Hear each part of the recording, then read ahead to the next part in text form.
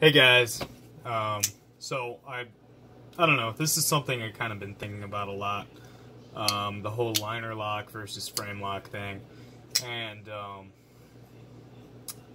I posted a picture today, kind of just a joke, talking about slip joints and people that carry them being like the hipsters of the knife community or whatever. It was kind of a joke, but kind of not really.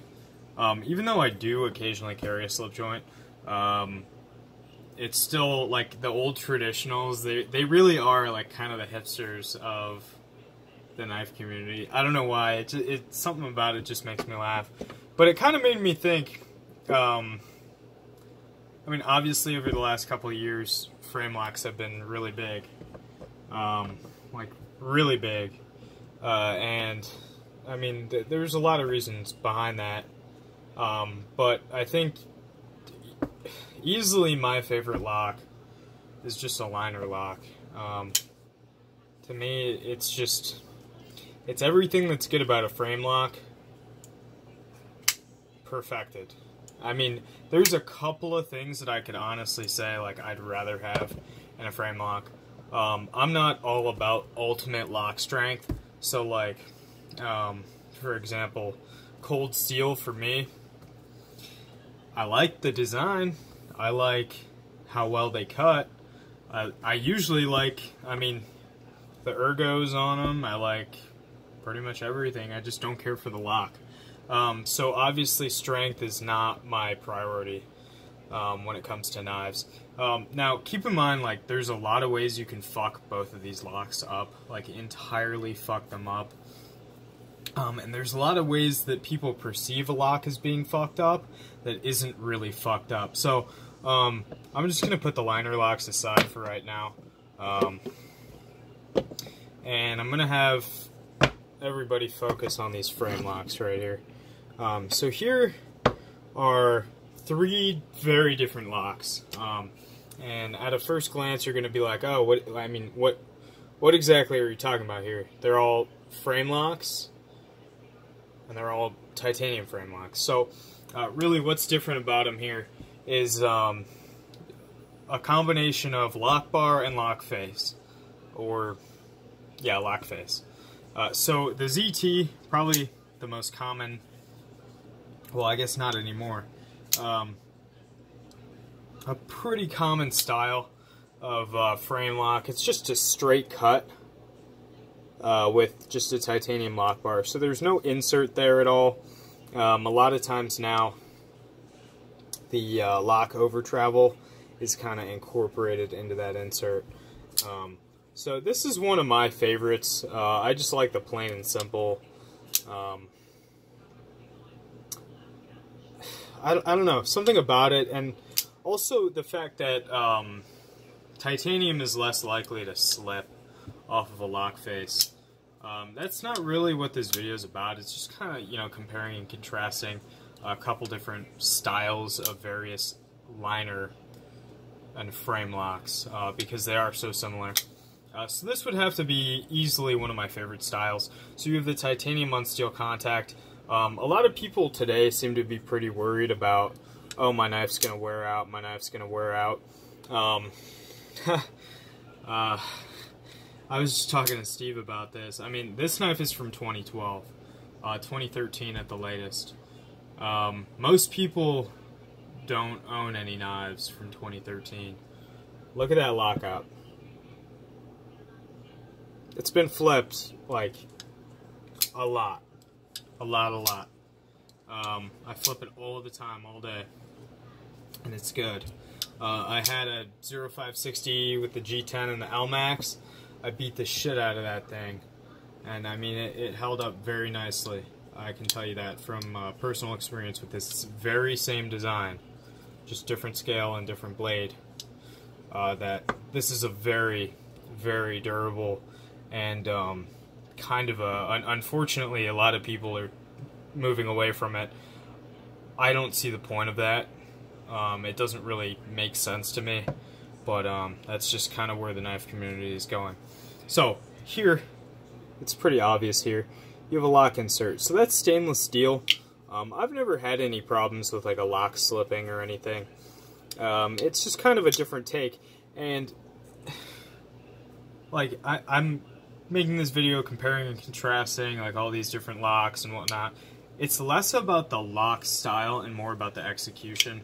So I'm gonna say this is very well done. It's got an adequate amount of lock tension. So, I mean, there's no play in this at all. I can't even muscle any. And then it's got this little kind of roto block thing, so I can't move over. I don't really ever use that. I mean, I've literally only engaged it on accident, and probably a couple times to see how it worked off camera. But, so this is just a straight cut. It's very similar to the last lock we took a look at. So it's just got that straight cut radius. Or not radius, it's not radiused. That's what I mean by straight. So this cutout on the lock bar is just straight. Let's see if you can see that right there. So right there, that's just a straight little cut. Nothing wrong with this style. I think it's really overhyped. It allegedly maintains all the strength of a titanium lock face while extending the life of the lock bar, or, you know, whatever. Yeah, it's probably true. Does it matter? To me, no. Does it work? You know, I'm not really sure. It's, like I said, it's more about execution than about style here. But I wanted to make one thing quite clear, which is it really is about execution. It's and things aren't really, a lot of people will say things and they don't really add up. So if I were to tell you guys that this military has lock rock, it does. I mean, it actually does. I don't know if you guys can hear that. It does. But this knife has what's called a fail-safe radius in it. So pretty much what's going on here is you see this real beefy, thick liner. I mean, it can't be that beefy. I mean, a chain's only as strong as its weakest link. But yeah, so pretty much what's going on here is it's replicating this same design. This is the fail-safe liner lock. So pretty much what's going on with that is there's a radius on that lock bar face. Let's see if I can get us to focus. Focus, focus, focus. There we go. So you can kind of see that right there. There's a radius. So when pressure is applied here, there's a little lip. And the lock bar, like sometimes you can see, actually won't slip off of there. More times than not it won't. I mean, that's things always look better on paper, but that's just kind of how it is. So this one does have lock rock. I think it could be a couple of different things going on. It has a steel insert. Steel tends to have a little bit, not even play, because play is more due to the build quality and, you know, how things within the lock line up. But I would call it more lock slip. So it shifts on over. So this bar shifts over when force is applied, but it doesn't allow the blade to close. So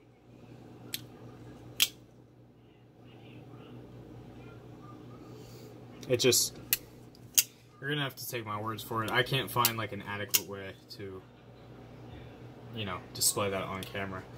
But yeah, so overall I think the frame lock's probably one of my top favorite lock designs.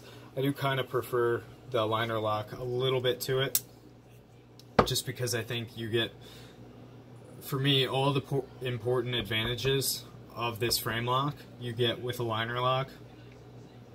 And then you also get some other advantages. Of course, I mean, it's give and take. A lot of people argue, okay, if I'm in a full hammer grip, and my hand is exerting force down this way on this lock bar, there's less of a chance that it slips. So if I'm holding it like this and I'm putting a lot of force down, I can agree, yeah, it's probably less likely to slip. But for me, it's not a priority. So the main reason why I like a frame lock is just ease of use, and to me they just feel very high quality and very simple a lot of times. So this line steel especially, it's on Teflon washers, which I know people have a big problem with, but I mean, it just feels flawless in hand, and it just gives it a sturdy feel, which I mean, a sturdy feel doesn't mean anything. I mean, it's a feeling. So of course that has no relevance to lock strength or anything. But I'm gonna cut the video here.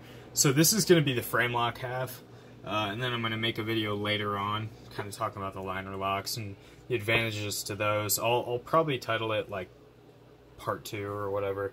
But yeah, so frame locks are definitely one of my favorite lock designs, just because they do mimic the liner lock. I know that's funny to hear, because most people are frame lock savvy. Oh, that's not gonna work. There we go. So these are probably, of course it's out of focus, these are probably some of my favorite frame locks. The tilt is in the same category as this, so that Van X 75 Wharncliffe, it's just a titanium lock bar mating up with a steel lock face. So I've never had any issues with either one of them. Yeah, I don't see too many disadvantages to just having that plain titanium lock face. Yeah, but let me know what you guys think in the comments, and I'll see you in the next video. Hopefully it's the liner lock version. Alright guys, have a good night.